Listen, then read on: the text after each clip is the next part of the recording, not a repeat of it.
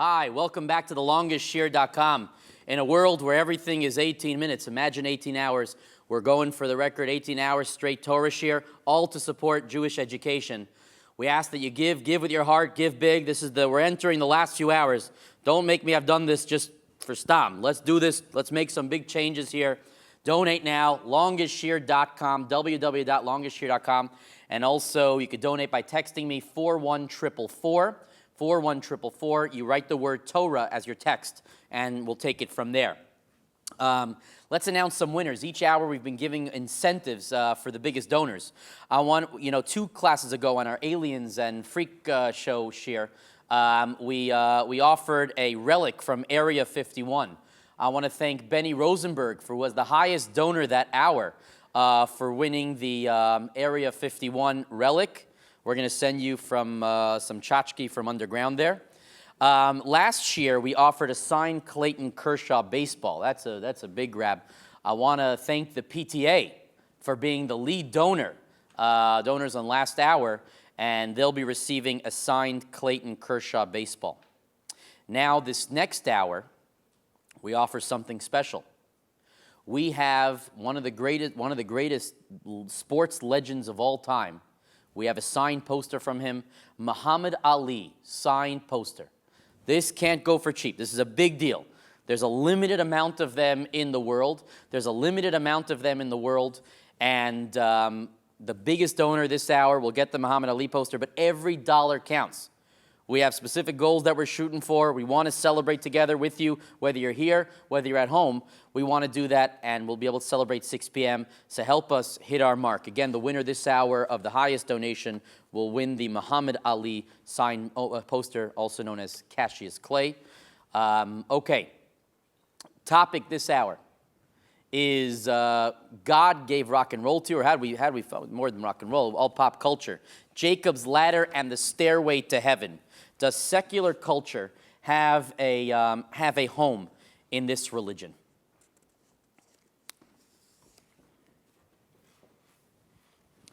One listens to the music of the 40s and the 50s, and there's a certain tamimus, there's a certain innocence that goes along with it.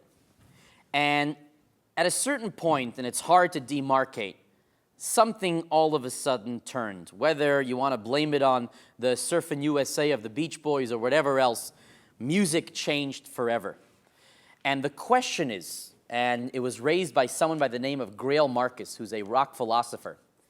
He asked, is there anything that connects the innocent music of the 40s and 50s with some of the angrier tones of contemporary music? And he said what unites them is that it's a youthful musical form. Rock and roll is the expression of the hope and anger of the young. The hope and anger of the young. When Lipa Schmelzer's big concert was canceled by a bunch of the rabbis, and there was tremendous backlash that a bunch of rabbis canceled his concert, I spoke to a friend of mine, his name is Saul Osterlitz, who had written a book on the history of music videos, rock and roll videos. And I asked him what he thought of it. He said, I totally agree. I go, what do you mean you totally agree? He said, I totally agree. The essence of rock and roll and music that sounds like rock and roll is meant to stir the emotions of angst, of frustration, of rebellion, even on some very minute level. Think of the Beatles being on Ed Sullivan in the early 60s. It signified the attack, the beginning of an attack on social norms. The question is, does this then overthrow traditional faith and morality? And we have to distinguish between two forms of beauty. There's natural beauty and human-made beauty. Much like in the last shir, on disaster, we split between disaster that has been perpetrated by man, by human beings, and natural disaster. Perhaps one should split between natural beauty, amazing, God's Alps, all the wonders of the world, and that beauty made by human beings. So here's the question. There is one Iker purpose for us on this earth, to serve God in this world and ultimately to bask in the closeness that we've developed from this world. Let's say you decided to allocate all your time to just studying Torah, and instead of studying Torah, we begin to pursue beauty. We want to witness the amazing things that Hashem had created in this world. Have we abandoned our purpose? You understand? If Torah is kihem chayenu ve'orech yemenu, if Torah is the apex of it all, and we have abandoned studying Torah for the pursuit of recognizing beauty, have we abandoned our purpose? One great theologian once said, 19th century German-Roman philosopher, von Hildebrand once said, if beauty is not part of God's plan for the world, then God did a lot of useless planning in the world. It's a great line. If beauty is not part of God's plan for us in this world, then God sure did a lot of useless planning in this world. That makes us call into question, where do we put real beauty? What folder does it go in? How does God want us to appreciate true talent, amazing things that have been done, musicians, musical talents who have developed and honed their skill to a level that is unsurpassed, music that lifts us up, that inspires us, reading, poetry? Where do we put that? Which folder does an observant Jew put that, assuming they would know how to filter in and out that which needs to be filtered? To analyze this, I want to start with a Gemara in Chagiga. The Gemara in Chagiga is Daf Tes Zayin. Open up my digital Gemara. The Gemara talks about Acher. Who is Acher? Acher, it literally means the other. Acher is the name for Elisha ben Abuya. Elisha ben Abuya was a 2nd century rabbi who, after some incident, left. He left the path. And from then on, his name was changed to Acher. He was known by the rabbis as Acher. That was going to be his new name. Now, why did he become a heretic? What happened that Acher, so to speak, left the path? What happened? So the Gemara tells us that Greek music never left his lips. What happened was Greek music never left his lips. What does that mean, that Greek music never left his lips? So the Gemara says that regarding Acher, when he wanted to leave the Beis Medrash, when he got up to leave, many heretical books, many apikoros books fell off his lap. So he would be sitting there in the Beis Medrash, but privately he'd have on his lap all these heretical books that fell down. They fell down. So Nemos the Oreg, Nemos the weaver, asked Rav Meir. Rav Meir was the rabbi of Acher. He was Acher's teacher. Acher, again, is this Elisha ben Abuye. So he asked him the following: does not the dye become absorbed into all the wool which is placed in the vat? He was asking him an esoteric question, meaning imagine you put in a washing machine, you put wool, and then you spritz into the washing machine a very dark purple dye. Does that purple dye not get into everything? Doesn't it get into everything? Rab Meir says the dye becomes absorbed only into the wool, which was originally pure while it was still in the sheep. But the wool that was not originally pure is not going to be able to absorb the dye. Some strange, a very strange back and forth about wool and about dye. What does it mean? What does this mean? So Rashi explains what he was talking about. They were talking about Acher. They were actually talking about this Elisha ben Abuya. And Rameir was trying to understand with this Nemos the weaver, what's the impact and the effect of Greek music on Acher's persona?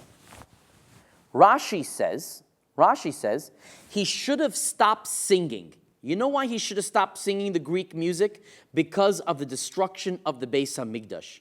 He should have stopped. There was a Beis HaMikdash that was destroyed. He had no right to going around singing these Greek songs.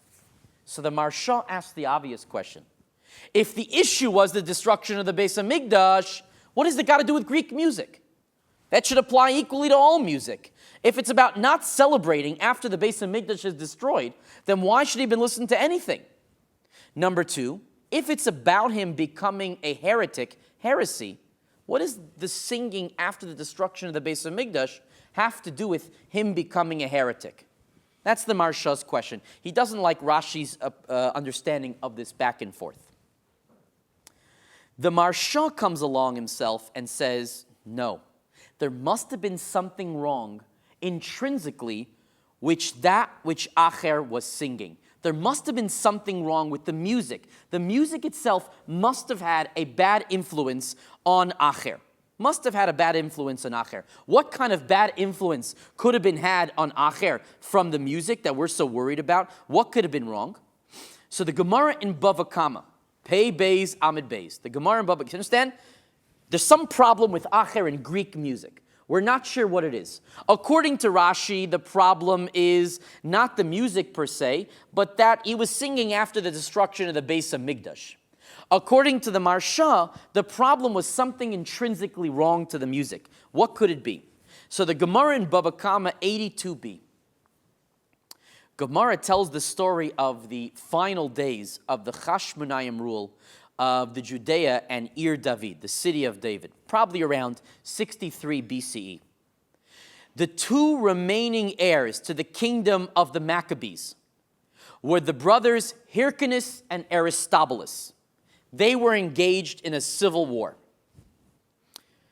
Hyrcanus, the older brother, held the city, while Aristobulus, the younger brother, laid the siege. Now, a black market started. A black market. Jews always find a way to create some opportunity off this situation.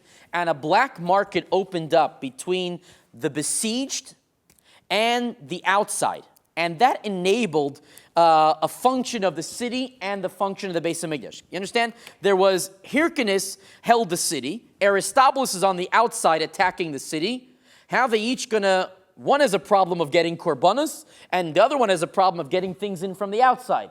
So to solve that problem, there was a black market that was able to transfer things back and forth to make sure things would go on as normal. Meaning those on the inside would send out money, and in exchange for the money, they would get animals to be able to use for the Beit HaMikdash. A sneaky, crafty old man inside the city who knew Chachma Yavonis, he knew Greek wisdom. He signaled to Aristobulus' men. Remember, Aristobulus is the one on the outside. He signaled to Aristobulus' men that you're making a big mistake here. As long as Hyrcanus, who was in the inside, as long as Hyrcanus could afford korbanos, they're going to hold on to the Beis Hamikdash, and the siege will continue endlessly. However, if you mess up their korbanos, it'll stop everything. Their function in the Beis Hamikdash will cease, and then we'll finally be able to take back over. So therefore, the following day, in place of a proper animal for a korban, Aristobulus' men loaded a pig into the basket. When the pig arrived halfway up the wall, it wedged its hooves in the stones. And the Gemara said that Nizdazea haaretz, the earth literally shook. The earth literally shook. And the Gemara concludes and says, at that time, cursed, Mekalel, cursed be the one who's Megadol Chazirim, who raises pigs, and cursed be the one who teaches his son Chachma Yavonis. Says the Marsha, the Greek wisdom must be something that's antithetical to Judaism, obviously, from this Gemara. That must be the same thing that Acher was listening to in the Greek music. You understand? It comes full circle. Something happened with Acher in Greek music, and he was no longer religious. So the Marsha's position is that the Greek music is like the Greek wisdom. The Greek wisdom was heretical. So was the Greek music. That's the Marsha's position. The strange position is still Rashi. What was Rashi's understanding? What was the problem with the Greek music? He shouldn't have been listening to the Greek music after the destruction of the Beis Hamikdash. If that's what it was about, then he shouldn't have been listening to any music. What was the issue with the Greek music? So we have to work on Rashi before we come to any conclusion about the secular music. So Rashi says as follows. The position of Rashi can be explained like this. The Gemara in Gittin, Zion Amid Aleph. Let's get a Gemara Gittin out. The Gemara Gittin.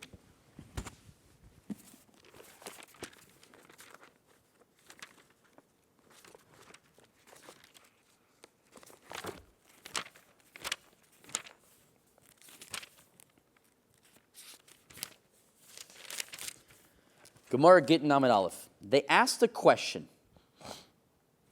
They sent a question to Mar Ukva. Boy, me name Mar Ukva. They asked Mar Ukva, how do we know that a song, after the aftermath of the destruction of the Beis Hamikdash, is usher? How do we know that music is usher? So he says, sartate, he etched on a piece of parchment, right? He etched on a piece of parchment a pasuk. The pasuk is from Hosea. And the pasuk is basically that we are not supposed to rejoice. A Jew does not rejoice while everything is falling apart. That's the pasuk he quotes. We don't sing while things are falling apart. So the Gemara then says, now I would have thought that the Isra only applies to a song with musical instruments. But unaccompanied vocals for other psukim teach me that even vocals alone are going to be usher. Okay, we don't celebrate with music after the destruction of the Beis Hamikdash. We don't celebrate with music. The Gemara in Sota, Mem Ches Amid Aleph, says, from when the Sanhedrin was canceled, Sanhedrin was the great court that used to convene for the Jewish people, music stopped in the Beis Mishtos. We learned that in the Daf Yomi a couple days ago. They stopped singing in the drinking houses. By the way, it's a problem. There's some kashrus organizations that will not give a hechsher on a restaurant that has alcohol and live music. It's based on that Gemara, that music has stopped in the drinking houses, right? That we're not supposed to drink wine with song at the same time. That's a pasuk in Yeshayahu, I think Chaf Daled.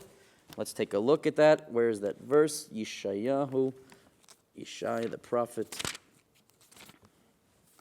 Chaf Daled Tes.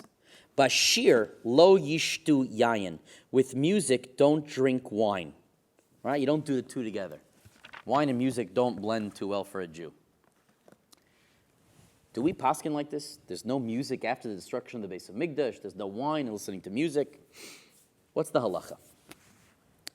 The Rambam in Hilchas Tanis, halacha hey, perak hey, halacha yudalid. Let me pull up the... Here it is, the Rambam, Hilchas Tanis Zmanim, and Tanis, there it is, Perak Hey, Halacha Yudalid. Rambam says, V'chein gazru shelo lenagein b'kli shir. They made a gzera not to play music, not to sing with instruments. V'chol minei zemer, all types of singing. V'chol mashmiya shel kol shel shir is asur lismoch bahem, asur lishoman. You can't listen to them because of the churban, because of the destruction of the Beis Hamikdash. Va'afilu shira bapeh ala yayin, even music verbally with wine, oral, meaning like this.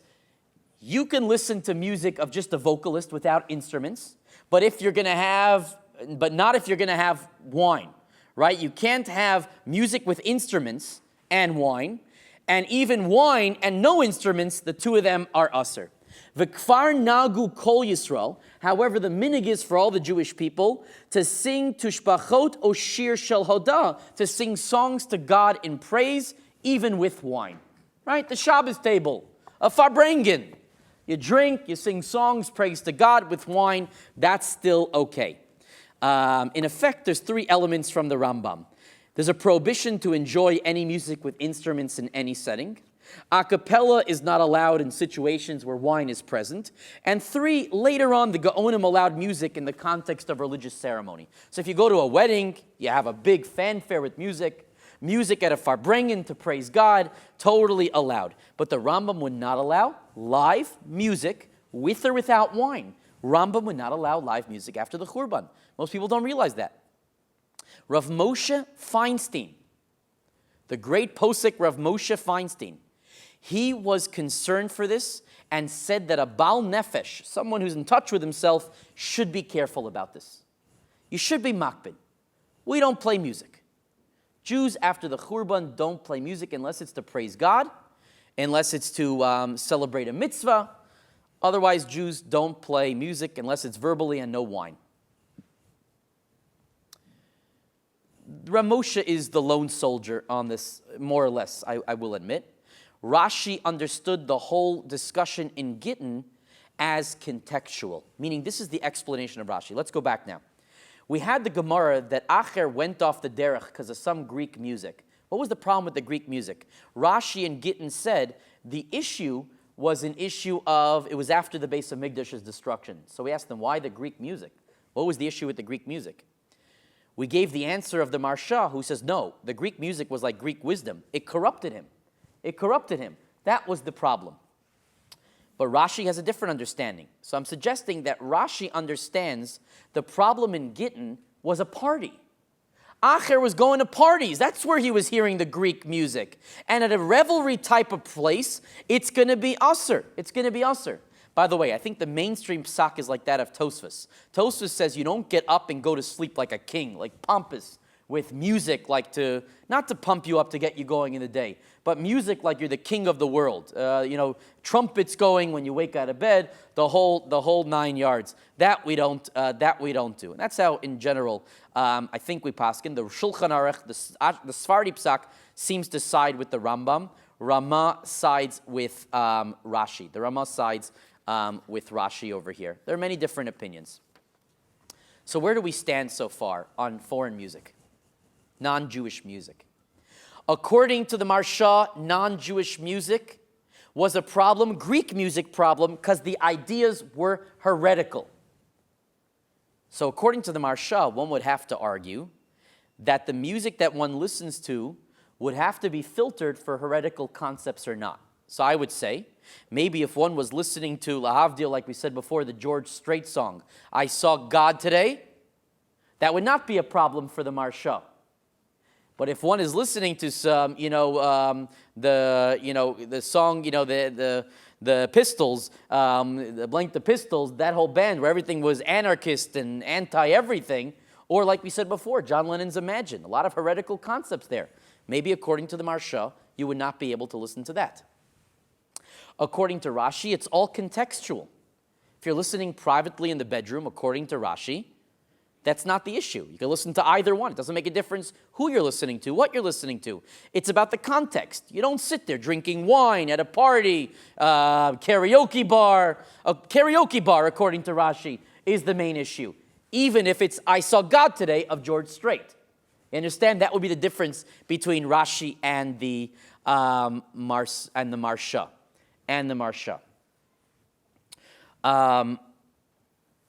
Rabbi Nachman of Breslov has a different approach. Let me share with you Rabbi Nachman's approach. There it went.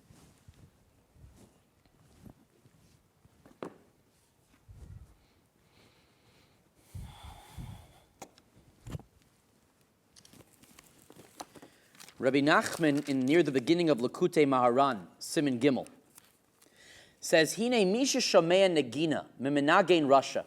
Whoever hears a tune from a evil singer, kasha lo la'avodas habori. It's hard for you to serve God afterwards. Ukeshomea mimnagein kasher v'hagam. When you hear a song from a kasher person, then it's good for you. Because kol hanegina, the tune, the voice of a tune, comes from this Kabbalistic aspect called tziporim, the birds. Right? There is this, not the band, the birds. He was talking about this other side, this other element of where voices come from, where music stems from, on a Kabbalistic. He says, you know why a singer is called a chazan? You ever hear why he's called a chazan? Why is he called a chazan? Says Rabbi Nachman of Breslov, it's from a lashon of chazon. A singer is like a prophet, a visionary. He gives you a vision of what your life could be. It's a very lofty role that the singer has. Ukeshamenagen hu Russia, and when the menagen is a Russia, azehu lokeach hanegina shalo mitziparim acheres, and he takes his tune from this other dark force, then he kills it. The way to fix it is to listen to music. Sheyachol lishmo negina mikol adam. How do you listen to music from anybody? Is by learning Torah at night. That allows you to protect you from hearing music. See, Rabbi Nachman is worried more about the person singing the music. Meaning, it's not so much what he's singing about, although that may render one a Russia, but what's the life of the person like who's singing the music, right? What's that person like in their personal life? Because when you listen to the person singing, you are taking in from their attributes, their qualities, the nature of what they're like, who they are as a human being. And therefore, you need to be careful. The person listening to is not what we would call a mushchas, a quality human being, a good and decent person, and that would have a big effect. Rav Avadji Yosef has a great tshuva in a different direction. Rav Avadji Yosef talks about these chazanim who get up there, who use like Les Miserables for Kedusha. They use the show tunes. What about a show tunes chazan? Right? Every chazan uses Bocelli. That's always their starting point. I don't know why.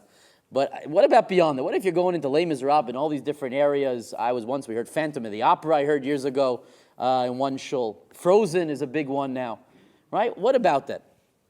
So Rav Avadji Yosef says, I'll tell you my main problem. I'm not into the Kabbalistic issue that the source is where it came from in the Tziporim.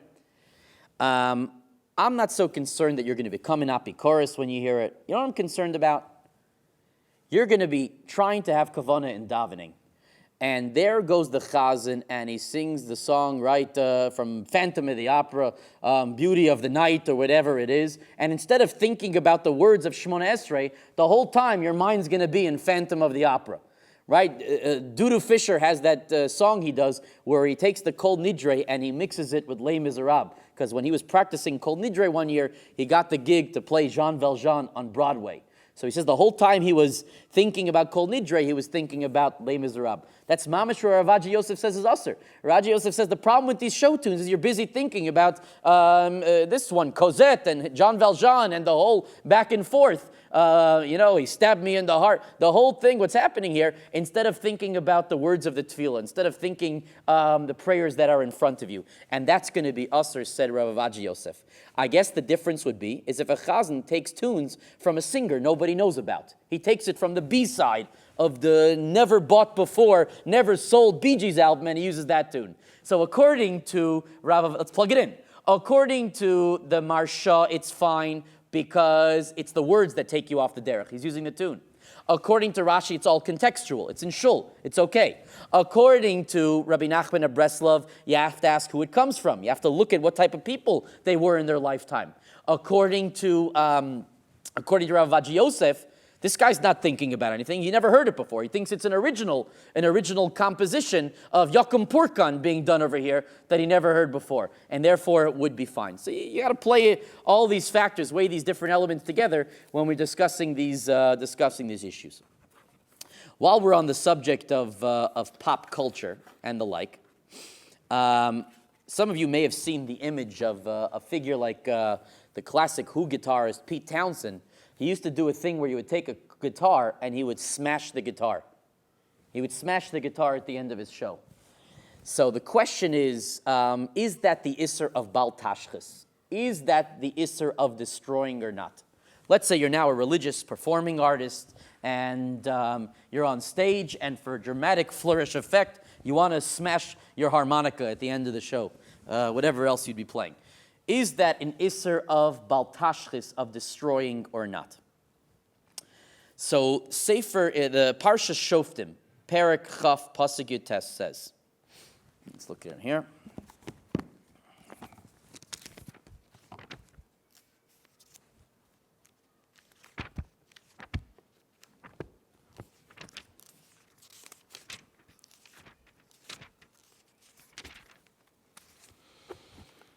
Shoftim Perek Chaf, Pasuk Yutes. Ki tatsur el ir yamim rabim lehilachem aleha. When you besiege a city a long time in making war against it, letafsa, to take it, lo tashchis es etza, do not destroy its trees. Lindoach alav garzen, by forcing an axe upon it. Ki mimena tochal, because it feeds you, it supports you. Va'oso lo tichros, and from that you should not cut them down. Ki ha'adam eitz hasadeh, because the tree is the field of a man. By the way, that's the source for the custom of upsharon. The Hasidic custom that some have to do when a child is 3 years old, to do the first haircut, the upsharon, that comes from a link to this pasuk. Why? The pasuk said that man is a tree of the field, right? Man is a tree of the field, and we know that trees of a field, there's a mitzvah of orla. You have to let it grow for 3 years. You have to let it grow for 3 years before cutting, and therefore that's where we get the idea of an upsharon. Fine. Only a tree which you know is not a fruit-bearing tree, oso sashchis. You can destroy it. Only that one. That's the pasuk in Shoftim. The Rishonim debate whether or not there's an Isser Deraisa of destroying things other than trees. Tosfos in Baba Metzia, Lamed Beis Amud Beis, says that there is an Isser Deraisa to destroy things other than trees. Rambam Hilchas Malachim, right? Rambam Hilchas Malachim. We'll read that inside. We got the Rambams here.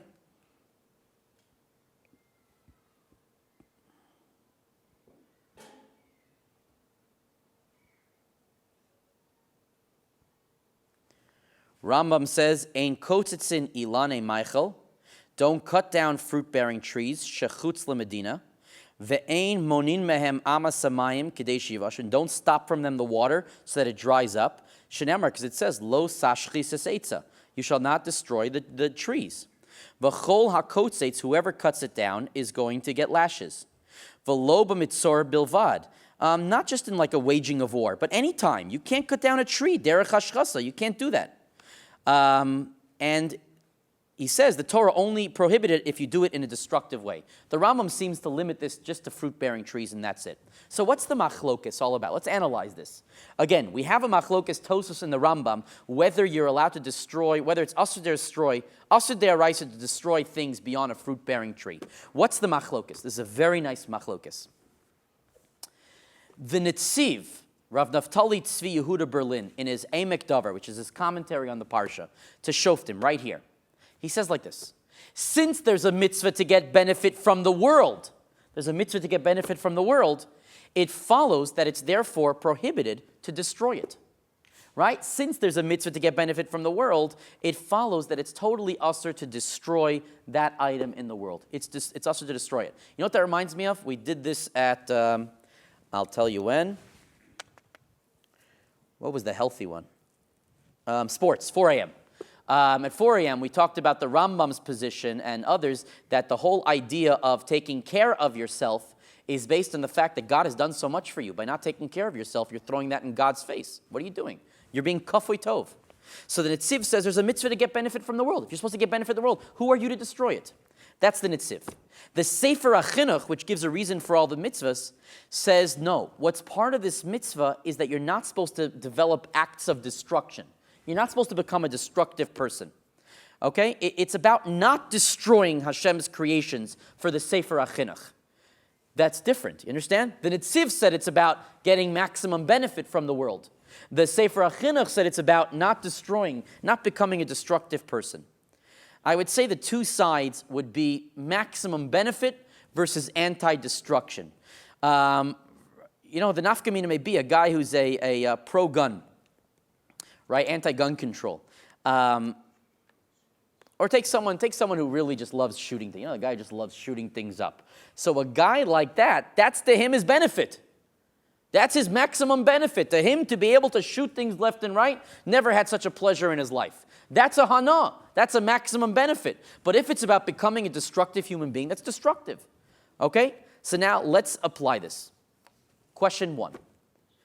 When discussing Bal Tashchis, does the value of the item make a stitch of a difference? So if you hold like the Netziv, that's about getting maximum benefit, then one could make the argument that the value of the item would make a difference. If it's about not being a destructive person, maybe one could argue when something is so cheap and meaningless, it's not destruction. You destroyed nothing. It's absolutely nothing. It's absolutely nothing. One can make that argument. The Taz says whenever it's for the purpose of you need it for something, destroying is permissible. The Rosh says when it's for the purpose of a place, you need to use the spot, it's permissible. Those kinds of distinctions would seem to follow the path that say it's about getting benefit. It's about getting benefit from the world. A famous case is doing Bal Tashchis for the purpose of a mitzvah. Let's say you need to cut down a tree in order to build a sukkah. So the Drash V'iyun, which is written by the Raisha Rav, he says that there's a permission that you could use it when it's L'tzorech mitzvah. Why? Because just like you were allowed to do it when you need it for personal use, certainly you should be able to do it for a mitzvah. The Rif says that's not the reason. The reason it's not Bal Tashchis is because the prohibition is pushed aside because of the mitzvah. You have a clash of the titans. Mitzvah and Isser, mitzvah is going to win. What's the difference? It sounds semantical. At the end of the day, you're allowed to do it. You can move the tree if you need to. It's the only place to build a sukkah. So what is the difference then between the two? The difference between the two, those who say that you're not allowed to become a destructive person, so even when there's a mitzvah, it's still not good. So then you have to go that it's a competition, mitzvah versus the Isser. But according to the Drash V'iyun, since it's for the purpose of a mitzvah, maybe that's maximum benefit. For him, it's about maximum benefit. That's that idea. Let's apply it in another circumstance that comes up a lot. Let's say, the Sefer Hasidim says, let's say you wrote a nice book. You wrote a nice book. But you have one page which isn't so nice. You don't like it. You think what you said there was just dumb. And you want to rip it out. Say it's a journal maybe, I don't know what, picture a journal. And you write in the page and you want to rip out that page. So he says we don't say that's Bal Tashchis. Why? Now he's talking about writing a sefer. You were writing a sefer and you don't like what you wrote one page. You could rip it out, he says. Why? Because Zeh Keli Va'anvehu. It's about doing a Hiddur mitzvah. You want to put out this sefer in the right way. You don't want to put out a schlocky job, so you want to chuck it. So the Sefer Hasidim understands that the permission applies even to a Hiddur mitzvah. Why? Because it's about getting maximum benefit. It's not about being destructive. It's about getting maximum benefit. Maximum benefit from the world is making sure you have a better sefer, not a schlocky job. What about something so minimal like crumbs on a table? So the Gemara in Brachos 52b says that crumbs, less than a kazayas, it's mutter to throw them out with your hand. You can just chuck it. Usually if you have a big piece of bread and you don't want it, people wrap it in a napkin and they throw it out that way, more of a shinoi. Crumbs, you just chuck it. Magen Avram says, you see that since it's less than a shiur, less than the amount, it's not a problem. It's not a problem. The Sefer HaChinuch says, no, you're chayav for even one small mustard seed. What's the difference? If it's about becoming a destructive person, any amount you throw is destruction, getting rid of, annihilating. But if it's about getting benefit, how much getting benefit could I get from one crumb? What type of hana? What type of hana is it? Jimi Hendrix used to set his guitar on fire. He used to mamish set his guitar on fire. That's derech hashchasa. That's mamish builds the midah of hashchasa. So if you understand that it's about being a destructive person, maybe. What about unhealthy foods? Is there an isser to get rid of unhealthy foods? Those who saw, there was an article written by my sister-in-law, Alana Molstein, in the Jewish Home, spring edition 2 years ago. She quoted the Avos to Rebbe Nosson, who says that one who eats something which isn't good for the body, he violates 3 sins. He's disgraced himself, the food, and he made a bracha for no reason. 3 isurim. What's the disgrace the food? The Binyan Yoshua says, you know what it means he disgraced the food? It was Bal Tashchis. Eating food that's not good for you is an act of Bal Tashchis. That is the destruction. That is a destruction. You understand? If you understand it about getting maximum benefit, that might not be maximum benefit. Maximum benefit would have been he would have enjoyed the cholent much more, or whatever it was. That would have been maximum benefit. But it's about act of destruction. By destroying your body, that itself is the isser of Bal Tashchis. Then one would say throwing out or getting rid of such a food is not a destructive act. You could argue the other way, and you could say that is not the maximum benefit. The maximum benefit is ultimately the health concern and not the physical hana that one gets from it. Brings up the shaila of Ozzy Osbourne used to bite off the head of a bat. Mustama, that would also be usher, because that's not healthy. It's killing a creature. It's also usher in multiple isurim in one shot for Ozzy Osbourne.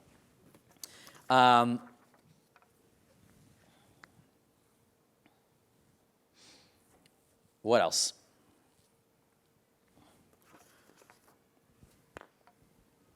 I think we said enough about this idea of Bal Tashchis in general. I think the point is self-understood that in act, you see, let's bring it home now to Pete Townsend.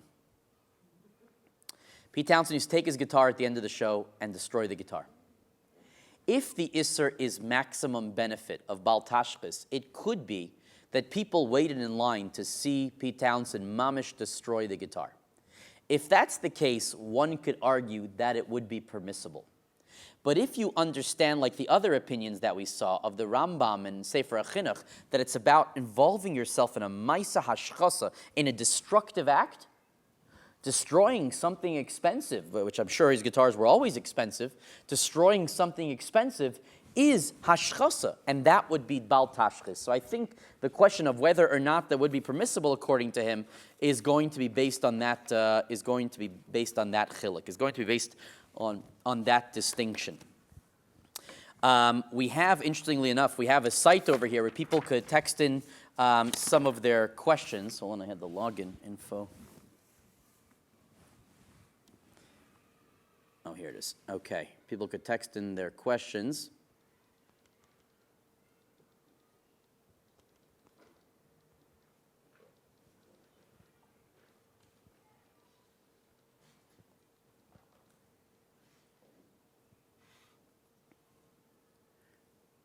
One more search thing.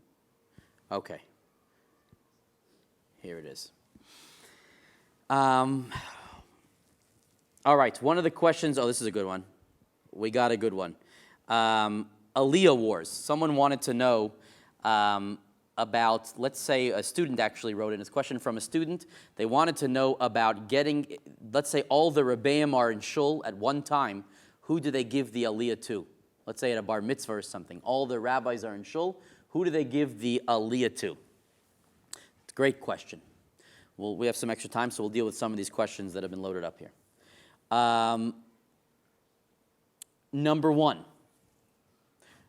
Aviv, this really came from a student, this question? These students came? Wow, very good. Told the kids, that's great. Okay. So I would say the priority is as follows. This is just good to know as far as aliyahs and shul. The priority of kibudim. A groom on his wedding day is number one. A groom on his wedding day is the priority for being called up. A first-time groom on the Shabbos before his wedding is next. He's on equal footing with the bar mitzvah boy on the Shabbos after his bar mitzvah.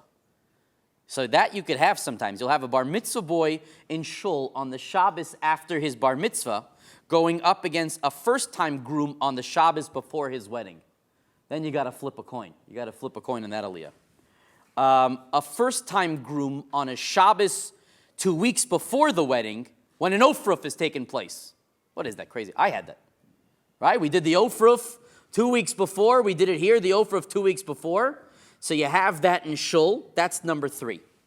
Number four is a sandik who holds the baby. A sandik who holds the baby at a bris milah.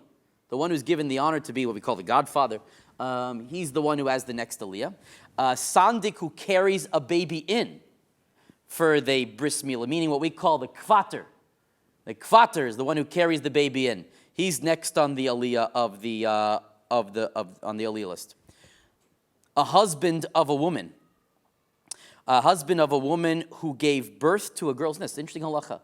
A husband of a woman who gave birth to a girl comes before a husband of a woman who gave birth to a boy. What's the reason for that halacha? What? Because that means they're going to have the baby naming, and that takes precedence. They're going to have the baby naming that day. A groom on the Shabbat, and by the way, even if it's also the bris day, it's the same as the bris day. Someone's bris day in shul, at the same as a baby girl in shul, the baby girl takes precedence. Why? Because the baby for the bris is going to get the naming after davening. The baby naming for the girl is going to happen during the aliyah, and that's why it takes someone takes precedence. A groom on the Shabbos after his wedding, right? A groom on the Shabbos after his wedding comes next. If the wedding was on a Wednesday or later, we start getting nitpicky. I'll just go two more down. Someone who has a real yurtzeit, that day for his father or mother, someone who has a yurtzeit that day for another relative, another family member is that day, is that one next. After that, you play down the kibudim after that and continue from there. Call me if you position yourself after one of those. Okay, I'm looking up the next question here. We got a question on, I love this one. What bracha do you make on a slice of pizza? What bracha do you make on a slice of pizza? That's a good question. One of the kids asked over here. Just before. By the way, you could submit your questions. If you have extra questions during these downtimes, you could submit them to the number, I don't know if you could do it to 41444. No, it won't. All right, no. Another question is the bracha on one slice of pizza. So what's the whole brouhaha here on the bracha one slice of pizza? So the Gemara in Brachos Mem Beis Amid Aleph says that one makes a mezonos on pas haba bekisnin, as long as you're not koveya suda. What do these terms mean? I'll leave the term aside of pas haba bekisnin. I'll leave it untranslated for a reason.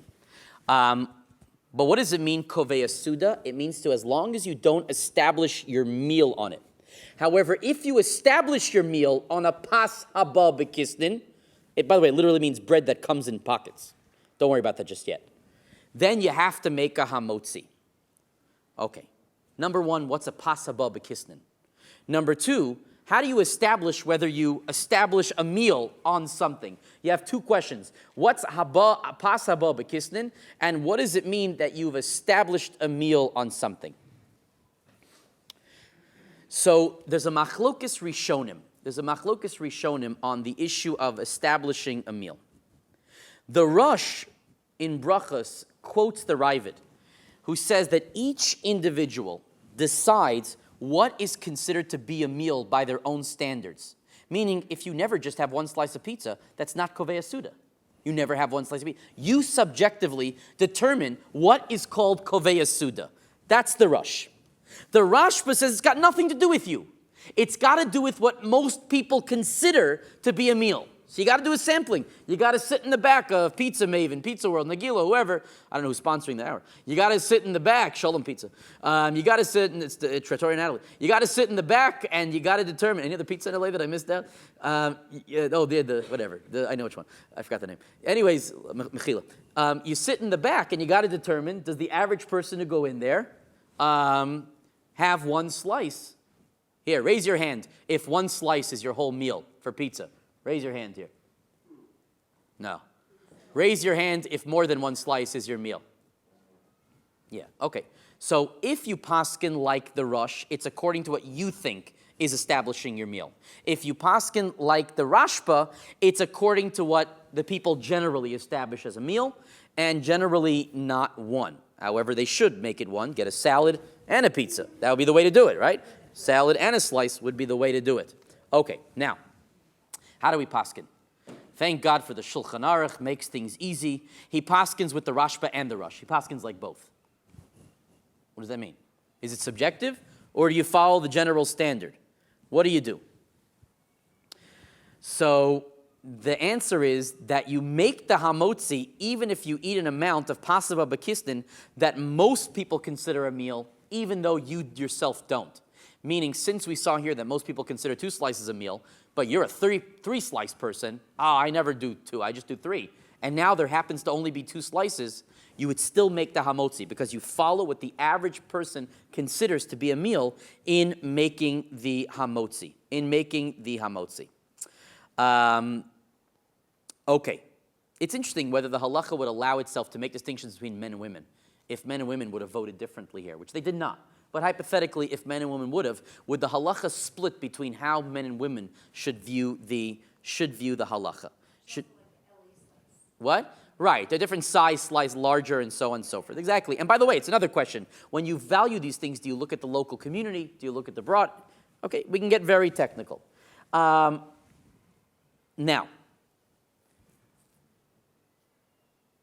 what if you're having one slice let's say all the standards here said 2 slices.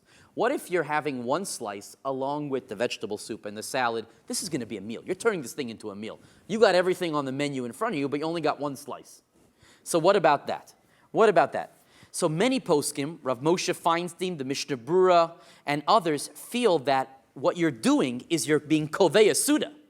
Yes, the bread part of your meal was under the radar of what's kovei suda, but in aggregate, you mamish set up shop here. This is a meal. That's a hamotzi, according to Rav Moshe Feinstein. That's a meal if it's according to Rav Moshe Feinstein. Now, what is pasaba b'kisnin? That's the other question. What does that mean when the Gemara says pasaba b'kisnin? What does that mean? Rabbeinu Chananel say pasaba b'kisnin is bread that is baked with a pocket full of honey, sugar, nuts, or spices. You know what that is? That's a pie. That's what we call a pie. The Rambam, Maimonides, says, you know what pasaba b'kisnin is? It's dough which has honey, oil, milk, or spices mixed in it. That's what we call a cake. That's a cake. The Mishnah Brura says it has to be a considerable amount to define the taste. So now, almost every one of my Rabbaim, Rav Hershel Schechter, Rav Mordechai Willig, and others, they believe that hamotzi should be recited over mizonos bread. Why? Number one, first of all, even though apple juice is added to the dough, so that it falls into the category of pasaba b'kisnin, number one, there's no flavor of apple juice in the mizonos bread. It's almost nil. It's almost negligible that it's mamish regular bread.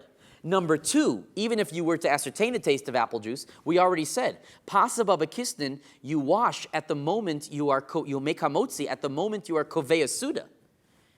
If you're using the mizonos bread, you're using it probably because you're about to sit down and make a whole meal. That's why they gave you the mizonos bread. They just wanted to give you a way out of washing it all. So according to my Rebbeim, there's no such thing as mizonos bread. It's a farce. It's a fallacy. It does not exist. There is no such thing. The third opinion about the definition of pasaba b'kisnin is Rav Haigon, who says that it's crackers. That's why Sfardim make mizonos when they eat matzah. When they eat matzah, except during Pesach. That's a whole thing, not for now. The Ashkenazim, they make hamotzi on matzah. Even if you generally eat it as a snack, you make hamotzi on it all year round. Basically, the bottom line is, what is the pizza? So many people recite mizonos on a pizza because they feel it's what's called a pasaba b'kisnin. Ramoshes reportedly have said that a pizza is a snack-type meal. You don't make it a lunch. Rav Mordechai Willig, my Rebbe, said no one has pizza for snack now. It's like a cop in the movie. When he gets up, he shoves a pizza in his mouth. Who makes pizza as a snack? Pizza is mamish going to be a meal, and therefore it's in the context of a meal. It's not to be considered a snack at all. Rav Avaji Yosef, Rav Belsky, and others feel that one should make hamotzi even on 1 slice of bread. Rav Hershel Schechter paskins that way as well. So that's the end of the pizza shilas. We're coming to the end of our pop culture rock and roll shir. What does pizza have to do with rock and roll? Whoever can answer that wins, a free copy of Judaism Alive. By the way, there's pizza out there? Oh, how'd that happen? Okay, fine, go ahead. So we end this hour. We have 2 minutes left. I just want to mention once again, you can go online, longestshir.com. We're getting closer and closer to our goal, thanks to your donations. You could also text me at 41444. Write the word Torah in the text, and then the information will come from that. What's happening next is different paradigm shifts. It's called From Nanjay to Tokyo, different paradigm shifts in raising children. I want to share with you some unique insights that are new on the scene, but it's new old wisdom, stuff that's been there for years, buried in our sources, that's now seeing the light of day because of contemporary research, contemporary brain research in the field of education. All right, thank you, and we'll see you in 5 minutes.